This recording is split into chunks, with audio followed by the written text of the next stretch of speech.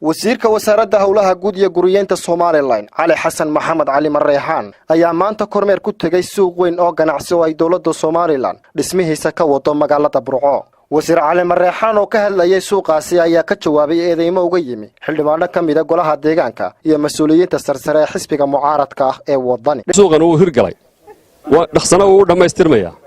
dawladda iyo dadkii lahaana way ku wada qanacsan yihiin dadka meesha isla khalkhal ka sameeyo dhismahan fashiliyana uma suura geliyo dadkii booliiska ahaa ee laga raray halkan oo ahaa 16 qoys 16 guri baa loo dhisay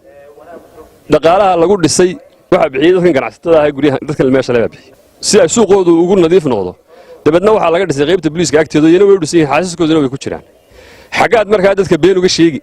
waxaan idin sheegay waxay sheegeen waxaan lacag baa la qaatay 4 milyan baa la qaatay war miyaa lacag la idinka qaatay bal hadeega beenta inta leeg gudoomiyaha wadani baa ka hadlay sharaxa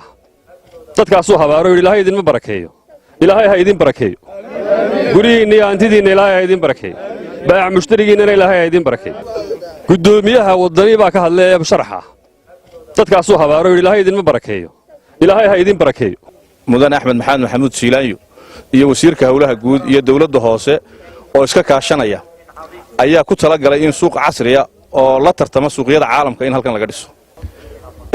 wadani wuxuu doonayaa inuu carqaladeeyo horumarka dalka ka socda. dhinaca kalena qaar ka mid ah ganacsatada suuqaasi loo dhisayo ayaa si weyn ugu mahad celiyay dawladda Soomaaliland gaar ahaan wasiirka howlaha guud guriyeenta iyo gaadiidka Cali Xasan Maxamed Cali Mareexaan oo ay ku taageereen doorka uu ku leeyahay hirgelinta suuqaasi. dad iyo duuyo ha ku barakeeyo Cali oo waadna hagaajisay si fiican baad wax noogu qabatay waxbana lagama qaadin waxbana lama yeelin waxba ma iibsan annaga hantida tidii hagaajista oo dhisto suuqina hagaajista وانا hagaajisana ma sha Allah dacaadaadka iyo aydan xaq u lahayn aan meel u jeedaan la garanayn idinkuna cudun ba ku haysaano maalinta hadashaan cud badan iyo dad raadinayseen oo barbariyeen ayuun ba idin kaga tagayaan in odayo hogaamiyo dalka inuu madaxweyne ka noqonayo shacabka guryahoodii dhisanaya ka habaaray meediyaha